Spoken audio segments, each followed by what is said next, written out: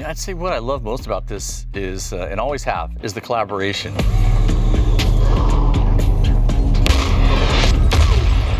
Sound always resonated with me. It's all about the people. The best part is teamwork.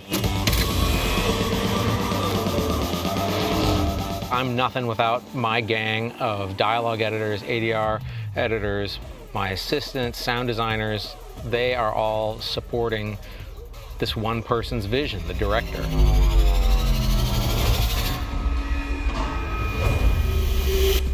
Hi, I'm Peter Brown. I'm a supervising sound editor with the FORMOSA group. We focus on bringing the sound effects, the dialogue, and the Foley to the mixing stage and try to get the director's vision coming out of the speakers.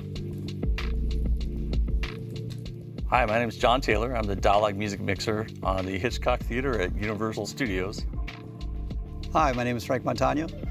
I'm a re-recording mixer here at Universal Studios on the Hitchcock Theater, and my focus is on sound effects, atmospheres, and Foley. Here we go! There were so many great scenes in Fast and Furious 6, but one stands out to me, especially as the music mixer. There's a scene, we call it the Dom Letty love race.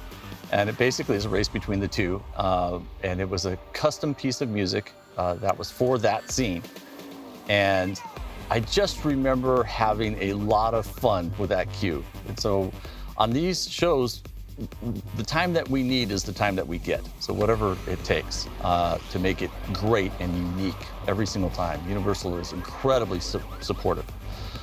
Universal Studios just does whatever they can do to help us make the best product that we can.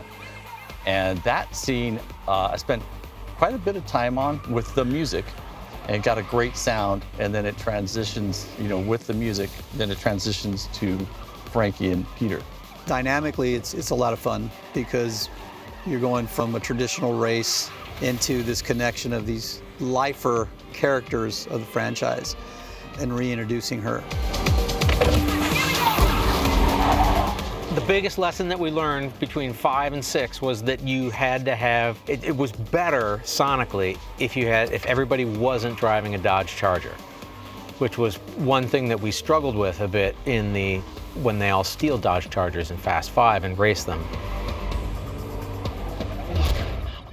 We had done multiple, 5 and 6 was with Justin Lin, our filmmaker, director. And then when we went to 7, went to James Wan. There's a couple of components in there from the effects standpoint they're outrageous. My recollection is James' focus was to get the speed and the danger of the sequence through the rattling of the metal in the cars. It was one of those things he pushed us on to keep on adding in layers or bringing in new elements that really accentuated that, which was not my first impression. I really thought that it would be about the wind or the air passing by or whoosh bys, and he was a stickler for the shaking metal, and it was a great angle to take because it kept on increasing in intensity and in just vibrational speed. One of the cool things about that scene in the franchise in general is the trade-off between music and effects and dialogue. Now, dialogue in a way could be kind of the savior from a barrage of sound because you have to hear the dialogue. So it gives you that moment to sort of retreat, and then here you are again with the sound, and it always keeps it very exciting.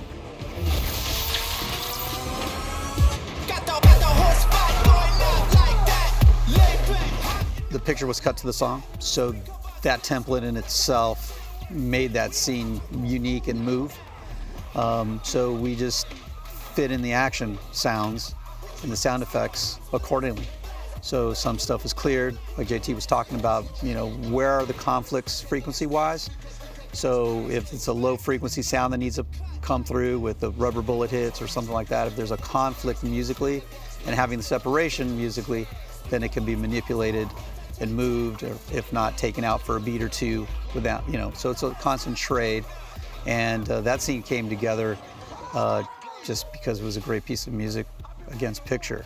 And it lent itself to having a lot of fun. Speaker box. That's the name of the song, right? Yeah. Speaker boss, speaker boss. But similar to 6, this is actually the Jason rock love scene.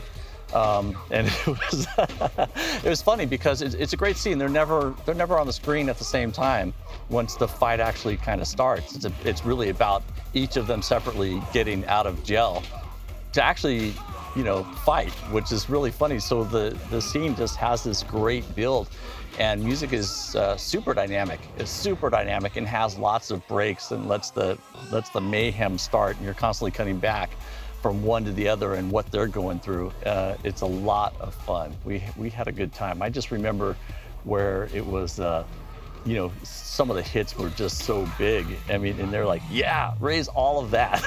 It's like, okay, all right. And then when you watch it, when you're going through these scenes and it's a little chunk at a time, you do sometimes lose perspective. When you go back and watch it in a whole, it's like, oh, okay, now we know we're good. It all makes sense. In 2011, that Justin Lin actually put together this dream team of these two awesome guys with the gang that I had been working with since Tokyo Drift. And it was a great adventure, trying to have each film top the next one in the series. And we're really excited now, a decade later, to have Justin Lin, the father of this little combo, reunite us for Fast 9. And we've got some more fun tales about that.